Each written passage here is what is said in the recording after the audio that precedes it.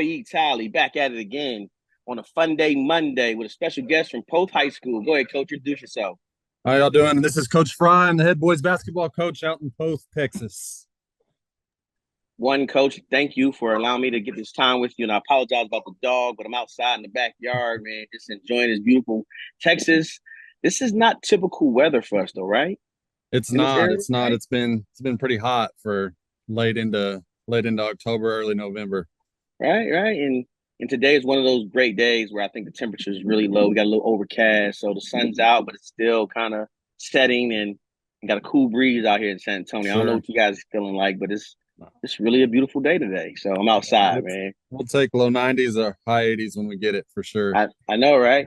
And again, thank you again for giving me this time. Again, great conversation I had with you in the playoffs, and when you guys are making your run. You Absolutely. ran into a tough, cold team that, again, always had some tough kids, and Seasons. yes. But you beat it. You knocked off a tough. If I'm correct, you knocked off Marion, right? Knocked off Marion in 3 and then Goliad in 4 and then ran into Cole. Yeah. Right. And both games were games. And I hate to say this because I'm a Cole guy, but were winnable games for you. At one time Yep. you had Cole on the ropes, didn't you? We did. We did. We had them down 6 or 7 at half, and they came out of Right. half and made a little run, and it was kind of back and forth for the fourth quarter, and they got up a possession late, and we didn't get the best look off, but that's a heck of a team, man. You know as well as anybody, they're there every year, and they know how to finish, and you got to knock them out. They're not going to give it to you. One, I was really amazed and just stunned how well you coached and you got your guys to play up to that moment because again, you had a tough game against Marion, and then you roll right back into that game because you had Marion down for the most part of the game, and they made a little run on you, and Mm-hmm. then turn around and you do the same thing against Cole. So it's like Yep. you really, you probably needed a break in between. You probably could have strategized a little bit better. Yeah. Not saying you didn't strategize at all, but then again, just that what less than 24-hour time period. Yeah, we get a quick turnaround for those games. We get off the bus and we kind of give them that night off, and we come in early that next morning and get a quick scout and head back to it. So Right. you kind of know going into it, you kind of have a plan of who you may see and start developing that kind of early on, a couple weeks in advance if you can. Because if I'm right, you played Marion early in the season, didn't you? We did. We played them coming out of football in the comfort tourney, so we kind of had an idea of what they do, and um, John is someone that I know personally and I've looked up to for a long time. So we keep up with them and kind of know what they do every year, regardless if we're playing or not. And I talked to him a little bit about you, and he said he thought he had it because he lost to you earlier, and he thought he made the right adjustments. But Sure, again, you got some guys that just played top level basketball, and it was great to see you guys do what you did because to me, anytime cities like Poth make it and get that notoriety, that's really really good for I believe the basketball and sports period. sure. Now, yeah, you get to throw our name in the hat with guys like Marion and Randolph and Gendron and Cole and all those guys that have been there for so long and do it every year. Man, it's good for both for sure. Well, my first question is, we're going to talk about the realignment and how, again, it doesn't really affect you guys too much, if I'm correct. But how did the realignment and the new playoff system affect you as far as moving Sure. forward? We're kind of we're kind of on the wait and see right now. District wise, it changed us a little bit. We added Goliad, and Luling, and then we lost Jordanton and Poteet. So district changed a little bit for us. Um, but as far as the big school, small school, I think us and Nixon turned in the same number. So we're kind of waiting on those snapshots today. I think that kind of gives the tiebreaker. Because if we both get in, there's a possibility we may go big, we may go small. So trying to prepare for everything. We don't really know yet, so we'll see. I'm to be honest with you, I'm not sure that we have a real strong preference either way. Once we get in there, we're trying to win district first, and then we'll start going from there. Okay. I like to ask that question just because, again, this is being new, and I'm probably going to do the same thing when we finally get approved the shot clock. When Right, that finally gets right. you up, but I just like to kind of get an idea of how the coaches be thinking because again, I know it comes down. I know you guys get an idea of it prior to, but I didn't really realize how much of influence, or how does it change everything? You know what I mean, for you guys as far as scouting and preparation and Right, things like that. right. So, No, I love the idea of it personally. I think it kind of fits the style of basketball that I like to play. Um, More up tempo, but then even defensively, most of the time those possessions aren't lasting.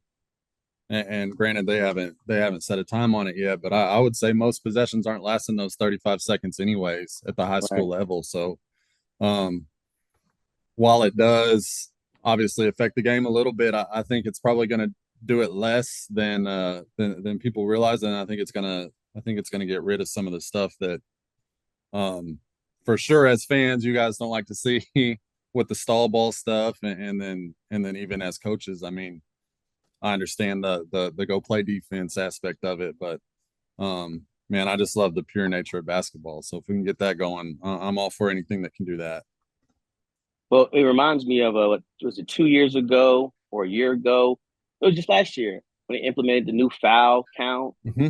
taking it Hmm. from what, 8 to what, 5 now Five a per quarter. quarter, Yep. right? And Yep. at first I thought it was going to be bad, but looking at it, it really speeds up the game. It makes you guys Sure. have to play a little bit differently, right? Yep. Yep. And I think, all the coaches, especially coaches that once you get further and further into it, good coaches are going to adjust, and they're going to find ways to make sure that they're able to take an advantage from it. And man, that's as a coach, I think that's what it's all about. The more that you get a coach and strategize, I'm for anything that does that. Right.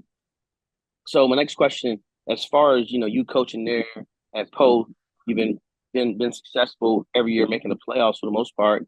Uh, what do you contribute that to your success of making the playoffs or making sure you have a good run towards the playoffs? Sure, sure. Man, I'd be lying to you if I told you that it didn't have something to do with just the culture of kids here in Poth. I think you see that early on in football, um, and then even going to their home life. There's just a lot of good. There's a lot of good parents around here. There's a lot of good kids that are raised the right way and taught hard work early on, and I mean they respect coaches and they take coaching well, and they kind of get a good idea early on, even in our junior high system, our youth leagues, of kind of what Poth is all about. And then they're just around it so much growing up, going through the youth league, going through the junior high system, going through high school, going through multiple sports. Like it truly is a culture thing here. And it's fun to be a part of. I mean, um, I don't want to make it sound like um, that we benefit from everybody else, because we definitely have a culture too. But I think all the programs kind of build off of each other in that aspect of just this is how it's done here. This is what we're about, and man, at times it's nice to not have to worry about that kind of stuff. It makes it, again, I don't want to say easy, but you can definitely see a difference in that aspect of everybody's doing it, and if you're not probably going to make it in athletics here. Here we go. I'm sorry about that. I had it on mute. Um, can you kind of describe, you talking about the culture, can you describe some of your philosophy that goes into creating that culture, or Sure. and then your philosophy for the basketball team overall? Sure, sure. I think that culture, we try and instill, and granted, I got into coaching, man. I love the life cycle of coaching, right? So you get those kids, you meet those kids sometimes as youth league or elementary age, and then now I've been doing it long enough. Like I see those same kids that I saw in elementary. They're getting married, they're having kids, or all that kind of stuff. And just to be a part of that, man, that's for me. That's why I got in it. That's what it's all about. So we try and really, culture wise, we want kids that are gonna, they're gonna do right in the classroom, at home. They're gonna love on their parents. They're gonna treat women with respect. They're gonna yes ma'am, no ma'am, everyone they see. They're gonna open the door for the lady at the restaurant. Um, and then on the court or the field or whatever, they're not skipping reps in the weight room. They're not coming up short of the line. They're not taking reps off. Um, and you just try and instill like the family culture in your practices and everything, where man, if a kid above me or even a kid below me, if they're doing well, we're cheering for them like we did it. Like there's not a I don't necessarily want to say there's not competition, because there definitely is, but at the same time, we're excited about everybody's success and not just individual success. And I'll go back to what I said earlier. I think that kind of builds off of itself. And kids get that so early on, man, that it just continues to build as they get further and further along in the program. So it sound like you're really big in just the way kids carry themselves as far as their character. So can we talk a Sure. little bit about player development though? What's Yep. their role, or what do you look for to help make sure certain players are hitting those I call them benchmarks as far as Right. their Right. career development? Yeah, that's a good question for us, especially this year. We had those two 4-year guys that were all state kids for us. They graduate last year, so roles that's definitely something that we try to meet on and hit on early in the year. Um, we'll sit down with each individual kid, especially at the varsity level, but really all the way down to junior high, and kind of tell them where we see them for the year, what kind of role they're going to be in, how they can contribute to the team, how they can get better, what they need to work on, all that kind of stuff.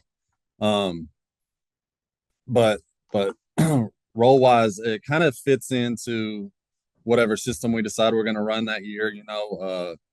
We some years we have kids that we think can shoot the ball really well, and that's something that we're obviously every team needs to score, but if we're up tempo, like we have a kid that's on the floor that's going to be able to shoot really well, and then if we're having a grinded out year where we don't have a lot of scores on the floor, we want we're trying to fill in those roles of who's going to be hard nosed on the defensive end, who's going to hit our effort plays, and who's going to get on the floor and take charges and that kind of stuff.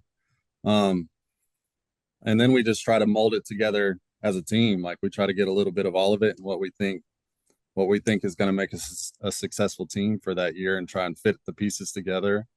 And like we spoke earlier, our situation here in Post is a little bit different. We get started later, so some of that is kind of learning as we go and as they go, and really throughout the year those roles can change. So um, we try and meet them. Like I said, we try and meet them at the beginning, and then we try and hit them again around Christmas time and going into district, kind of see if any of those roles have changed.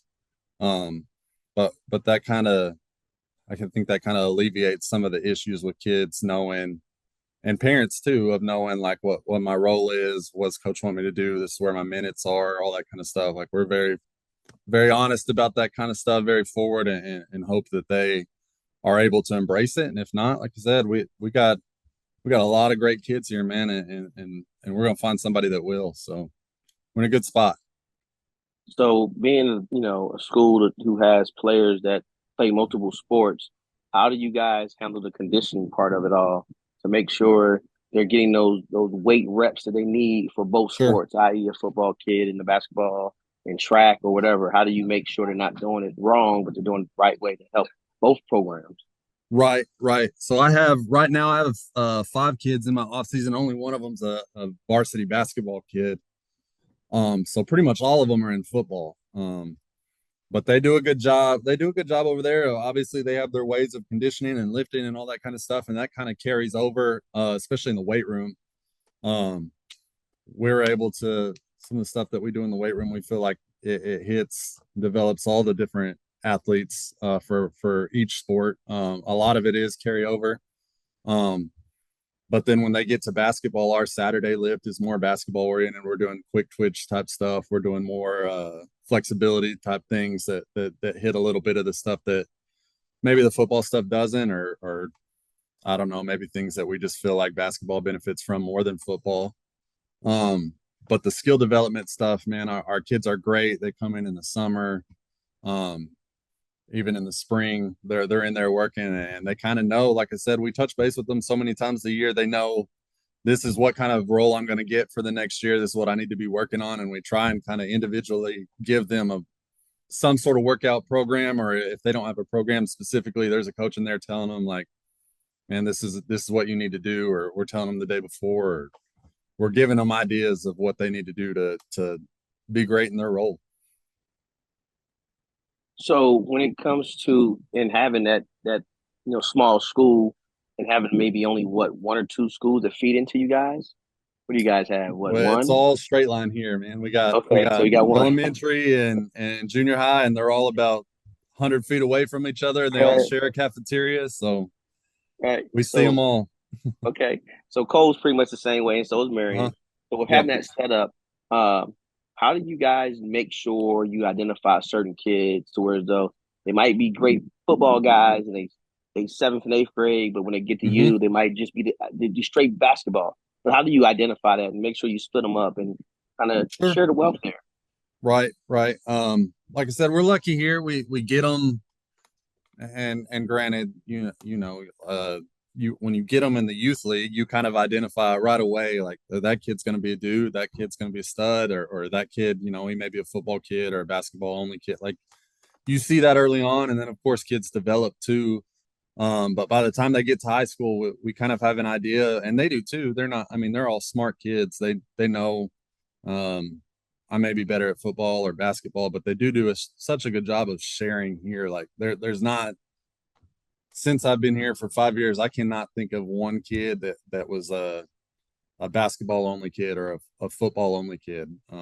They're just doing so many different things, um, whether it's football or baseball or track or heck, golf, cross country. Like we got kids that play 5 or 6 sports here. Like there's no sport specific athlete here, and like I spoke to earlier, I think that really helps more than hurts. I hear a lot of coaches say that they want their kids playing basketball year round and all that, and not that I don't want a ball in your hand year round. Don't get me wrong, but um, when you get a chance to compete and be a part of winning cultures and multiple winning cultures, man, I just feel like that's something that is a positive for us. So we really push that here, and I'll speak for all coaches. I think all the coaches here push for that too. So, what are some real challenges or obstacles that you guys face in the basketball world that you guys overcome that you on not a regular basis, but just some last year you just dealt with that was a straight obstacle? Like, oh my goodness, where this Sure. come from? Yeah. Yeah. So for us, I think every year, and speaking to the success again, football is going to play most years since I've been here. At least they're playing till December football. So we're getting them early December, mid December. 2 years removed from playing in a state football game. We're getting them in kind of late December when everybody else has been going basketball for a month, or a lot of other teams have been doing basketball for a month, and some of that is small school, and some of it's just the success of post football. Um, but kind of getting them late, and then a lot of them, they're dealing with bumps and bruises from football, and some injuries are bigger than others. So really, we felt like we're not really meshing or uh, coming together until late, uh, mid to late January. So we're playing district basketball, and we're still feel like we're kind of on an incline. Which that was something when I first got here, it really bothered me. I felt like we're playing behind all the time, and trying to catch up. And now, as we've been able to kind of go further in the playoffs, I feel like that kind of helps. Like we're not plateauing early. We're playing our best basketball come February, and that's really what all coaches want to be doing. So I guess it's worked out well for us here. I want to use the Marion game because that's a team you did beat, and you beat them early last year. Mm-hmm. How did you, or what processes do you use to scouting to help your players get better or prepare for those games? Because again, you saw them early in the season, and then you saw them late, early, last Right. game of the season, one of the last games of the season. How did you scout for that and prepare your Sure. players for that?